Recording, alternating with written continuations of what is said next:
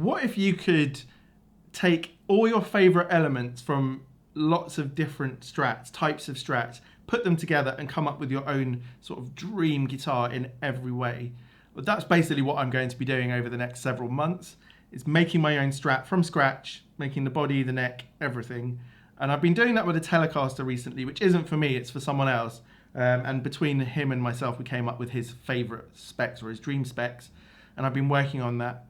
My skills have improved slightly to the point where I want to move on to doing a Strat now. And this video is about going through my Strats, all of which I love something about, and picking, cherry picking, what is it that I want? So, I've been toying around with how exactly to go about this. I think we need to start by thinking about what era of Strat am I looking at here, 50s or 60s. I don't have any big headstock late 60s and early 70s type guitars to play around with. The headstock shape is something I can play around with in future, not necessarily the most important part of the design in terms of playability, clearly, but it could be a design feature to look at. So I'm going to start with a guitar which probably, in my mind, fulfilled what I wanted from a Strat. What is the dream Strat for me? Ultimately, does it? We'll find out. This is my 1963 vintage Strat.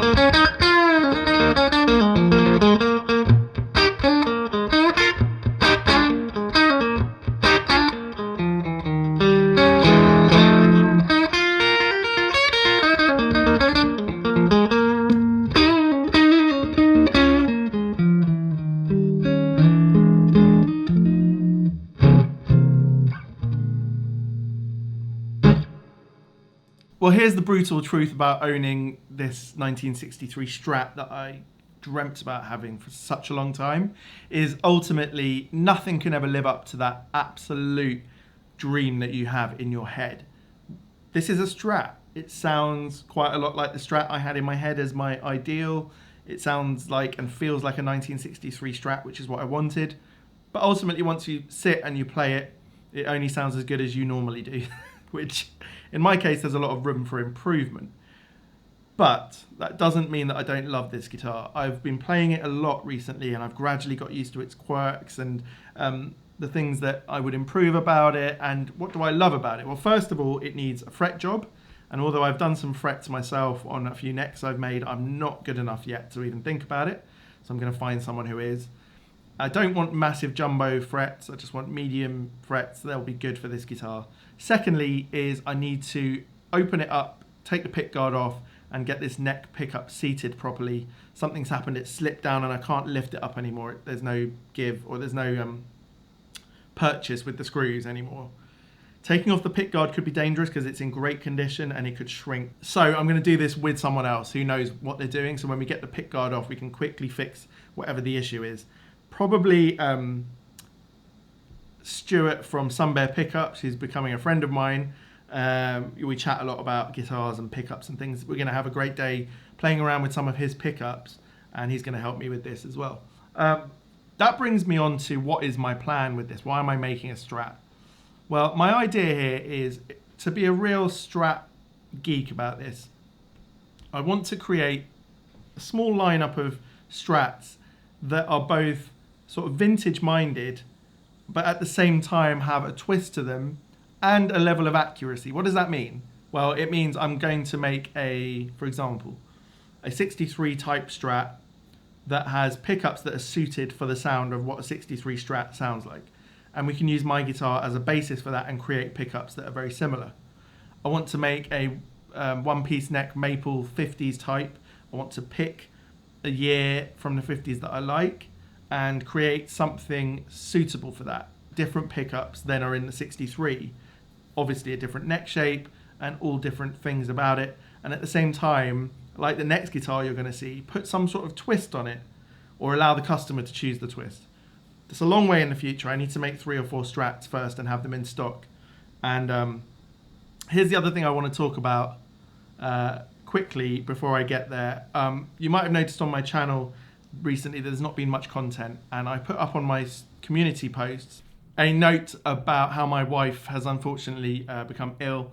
Nearly 3 months ago now, she was diagnosed with breast cancer, and the first month was just a massive panic, stress, fear, no sleep, and I still carried on making videos. We both worked as normal, trying to get through every day. It was a nightmare. Then the treatment started about 7 weeks ago, and my wife's cancer is a reasonably rarer type, and luckily there has been about a year to a year and a half ago a new immunotherapy treatment that is really successful. And we're 6 weeks into 24 weeks of chemotherapy, and it's been every week of a chemotherapy treatment every week and an immunotherapy every 3 weeks. And first of all, just like if any of you have been exposed to someone you love having cancer, it's grueling. This is the second time in my life I'm looking after someone. My grandfather also had cancer, and I lived with him for nearly 6 months looking after him. What am I trying to get to? Why is it relevant to this? Firstly, I don't have much time right now to make anything for myself, to do anything, to work. Luckily, my main business is flexible and I can do it on my phone when I'm at the hospital 3 or 4 times a week.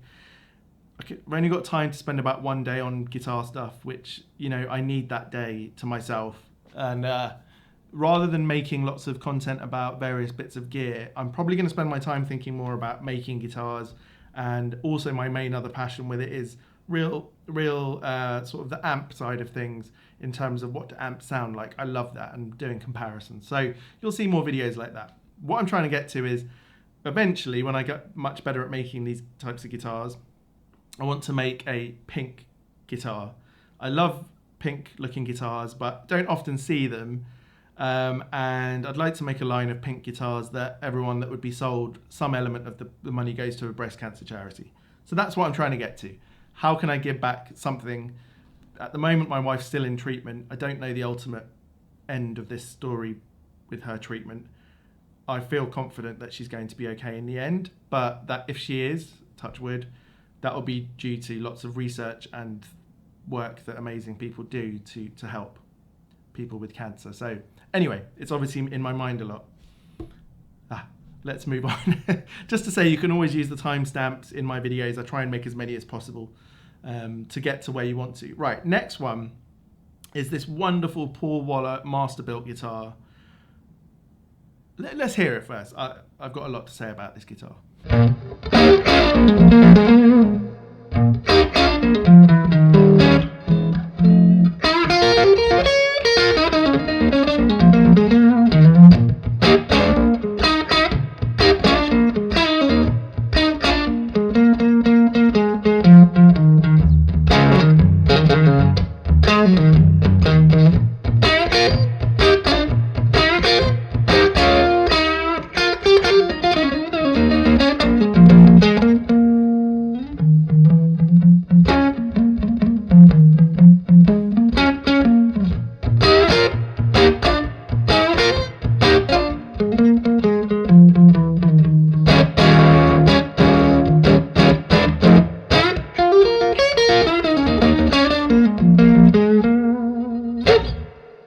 Okay, I love everything about this guitar, except perhaps, and actually I do love it, but something I don't want to produce in my own is this HSS look is not one of my dream looks for a guitar.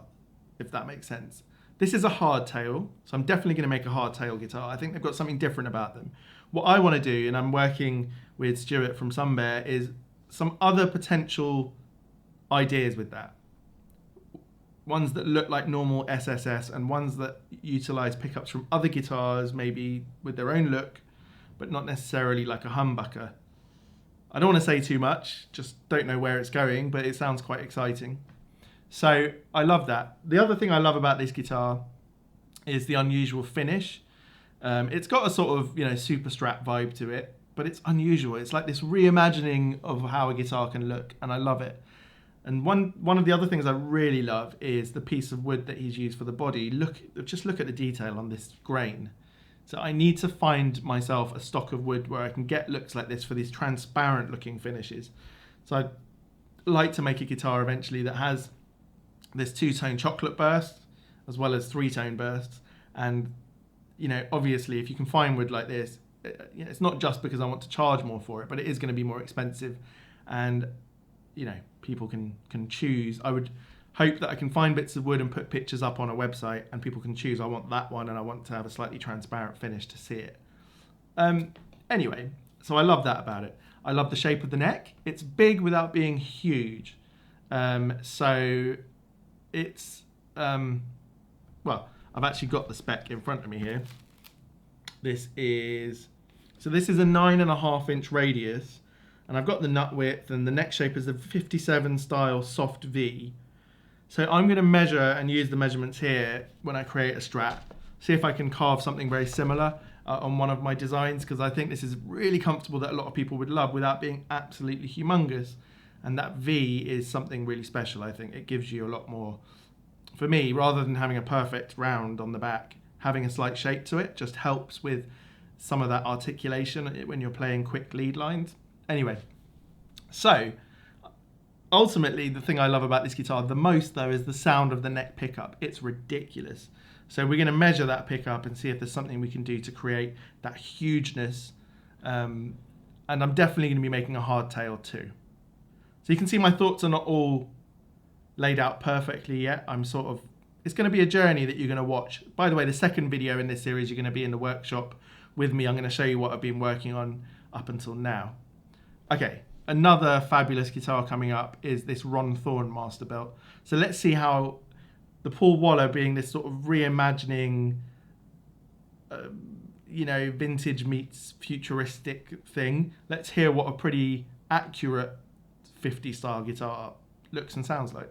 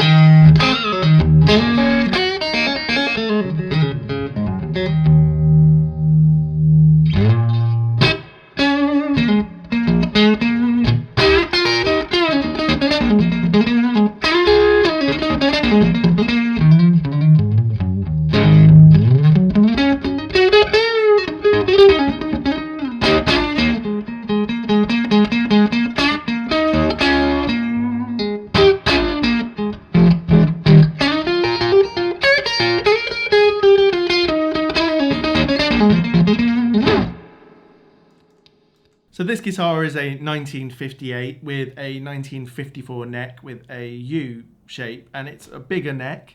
It's it is good to play. It's great to play, but it's, for me, slightly less easy and quick and comfortable than the Paul Waller. But some people love a bigger neck and a U-shaped neck. So again, it's an element of it that I think is worth looking at.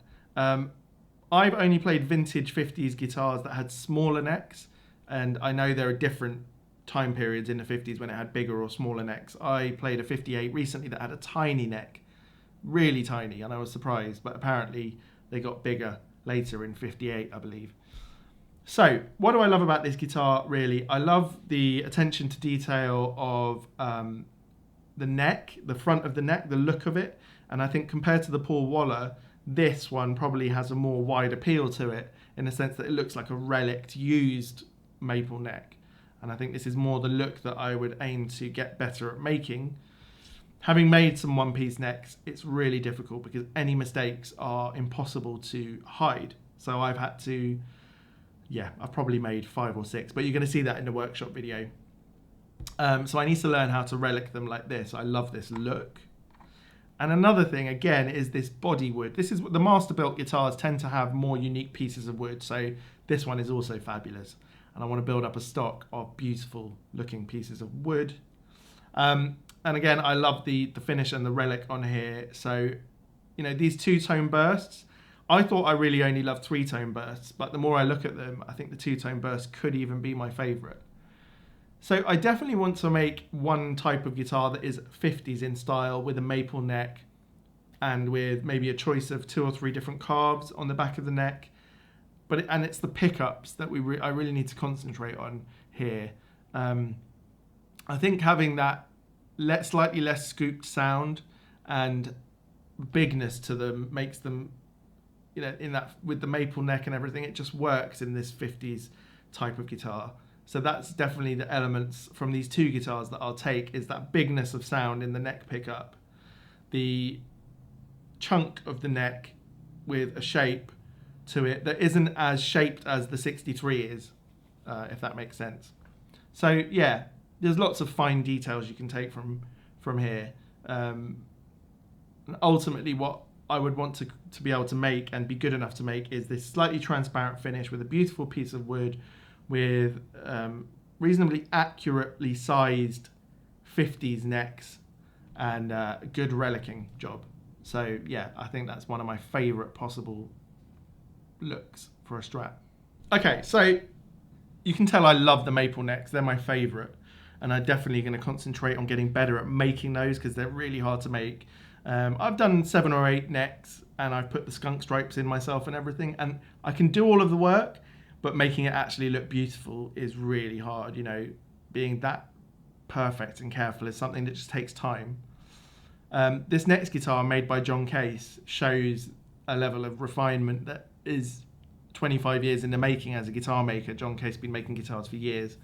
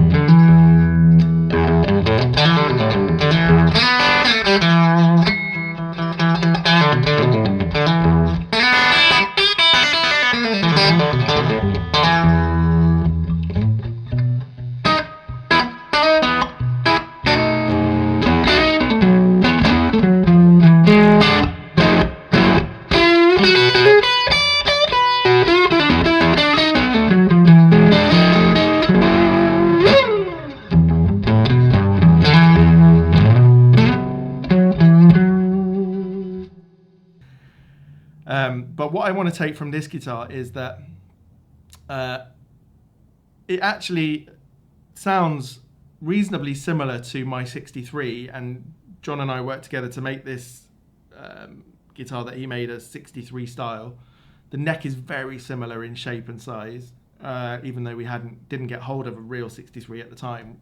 John did some research, but it sounds like the 63 but just bigger. So what I can work with maybe with Stuart at Sunbear is how to make the heft and sound of a big pickup, but with the sort of delicateness of the original one, if that makes sense. You know, it has that real stratty scooped sound, but it's a bit more wild. I love that.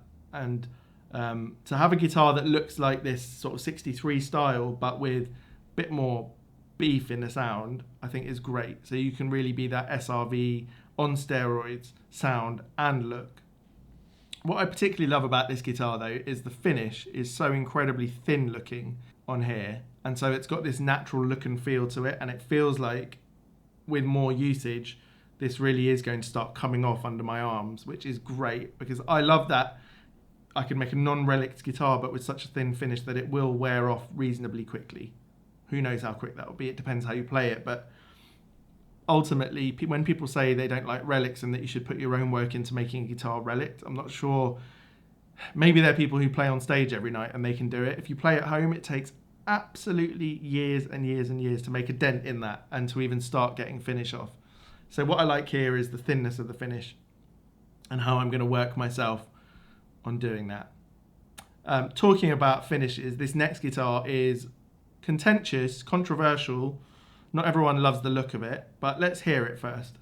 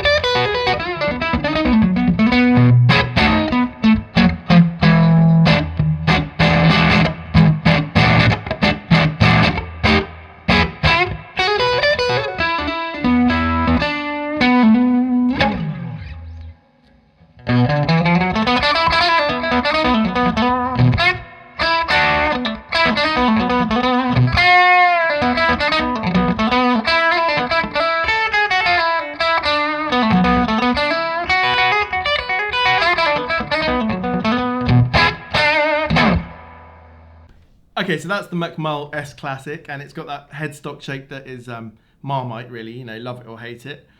Overall, the whole feeling of this guitar to me is so cool, and what I would take from this is they're not my favourite pickups. They're either a little bit too dark in the neck position or sometimes a little bit too harsh in the bridge, and yeah, compared to some of the other guitars, I wouldn't necessarily take the pickups personally. I might even have them replaced in here with something different. But what I love is probably the best neck finishing I've come across with a rosewood fretboard. The way it's rolled off is magic, and even better than better than the vintage one. There's just a different attention to detail here that is not like a factory line guitar. And secondly is the relicking, I think, is great. It's that pretty full-on relicking and damage, but it's done really well. So I'm going to take a really close look at this guitar to see how that's possible. And the way I feel like my lineup of Strats would be if I make them would be a 50s one that's got the maple neck, an early 60s one that's got the rosewood, and then a sort of customize your own, different choices of pickguard materials that can really personalize the guitar, different levels of finish, and not based on any particular year. And then, as I said, these are all ideas that are just floating around in my head, but this Macmull gives me that difference. They've decided to go down this route with this particular guitar, and I love it. And how can I make something that has its own sort of feel and vibe to it, that isn't based on a particular vintage guitar, but has a sort of its own feel to it. So anyway, I love the combination of the tuning heads and the black knobs and everything. It all just works so perfectly together. Okay, the last guitar is my 1989 Strat, which I've done various bits to. It's got Monty's custom 63 pickups in. It's got some Evo gold frets. It's got, I changed the pick guard, so it's that mint color. It's got different bridge and tuner and everything that it came with. So let's hear it a bit and I'll talk about it afterwards.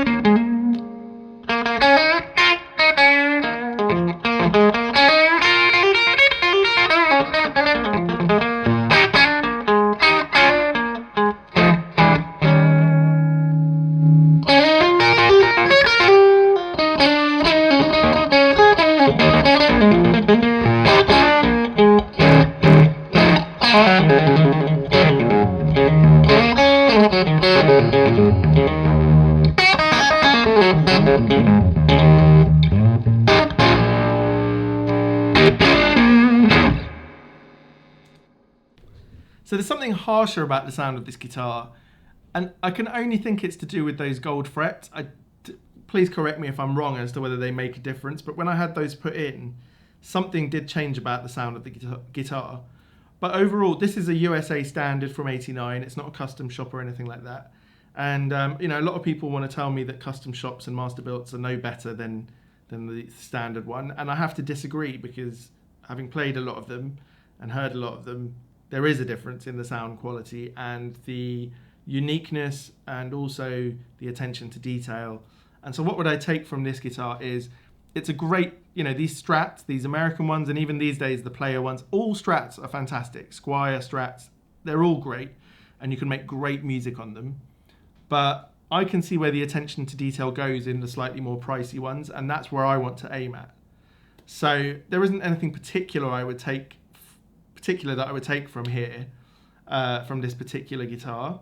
I don't think I like the gold frets so much, so I probably learned that from it.